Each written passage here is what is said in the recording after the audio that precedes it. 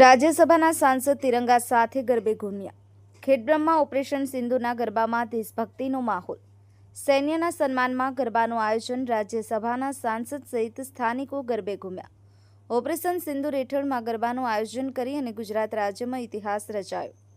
ખેડબ્રહ્મા આદ્યશક્તિ યુવા ગ્રુપ અને નગરપાલિકા દ્વારા વિશેષ કાર્યક્રમનું આયોજન કરવામાં આવ્યું હતું. આ કાર્યક્રમમાં Khedbrahma Dwarki society ward number 3માં આદ્યશક્તિ યુવા ગ્રુપ રોડ નંબર 1 પર યોજાયો હતો. રાત્રે 11 કલાકે એકસાથે ગરબા રમી અને સૈન્ય પ્રત્યે આદર વ્યક્ત કરવામાં આવ્યો હતો.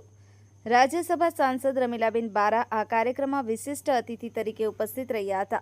તેમની સાથે નગરપાલિકાના પ્રમુખ ડોક્ટર પ્રિયંકાબેન ખરાડી, ઉપપ્રમુખ રાજેન્દ્રસિંહ ચૌહાણ અને કારોબારી ચેરમેન નિકુંજભાઈ રાવલ પણ હાજર રહ્યા હતા.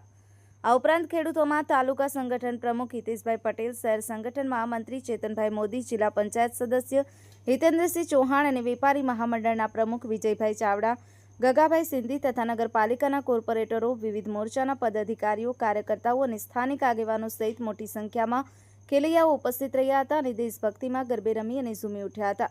Chandrashekhar Bhavsar, the news of Gujarat, Khedbrahma.